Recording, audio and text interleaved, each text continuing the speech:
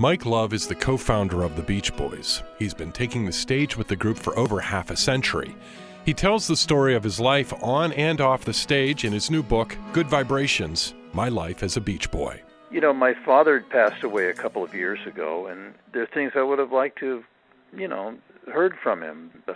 So I was thinking, my children, my grandchildren, friends, and fans, it'd be nice if I'd give my account of this incredible odyssey called the Beach Boys. I wish they all could be California.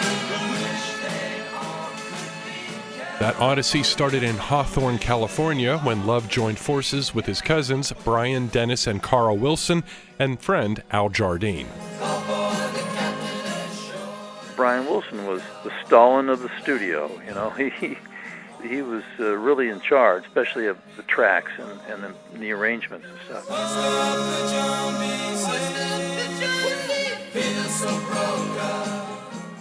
By 1966, the group was battling the Beatles, the Rolling Stones, and many Motown groups on the charts. That's when Brian Wilson started working on a new album that was out of the ordinary. Came back from Japan, and Brian had done these brilliant tracks.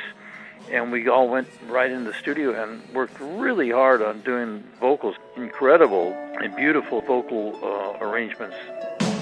Wouldn't it be nice if we were older, then we wouldn't have to wait so The album's name, Pet Sounds. In fact, Rolling Stone magazine did this coffee table book that had to do with this 500 top rock albums, and Sgt. Pepper's was one, and Pet Sounds was two. God only knows what I'd be without. God only knows what I'd be without. God only knows what I'd be without. God Only Knows, Wouldn't It Be Nice, and Sloop John B. are three of the songs from the Pet Sounds album, which we've been doing since the album debuted in 1966. Shortly after the release of Pet Sounds, the band had its third #1 single. I'm picking up good vibrations. I had the privilege of writing the words and coming up with the chorus, which is, I'm picking up good vibrations, she's giving me the excitation. And I think that song, for its time, was avant-garde, but it still sounds avant-garde. It's so unique. So I rate that really highly in terms of our musical achievements. The Beach Boys are still on the road, and there's no plan to stop, according to Love.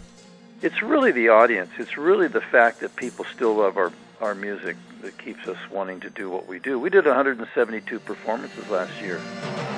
Wouldn't it be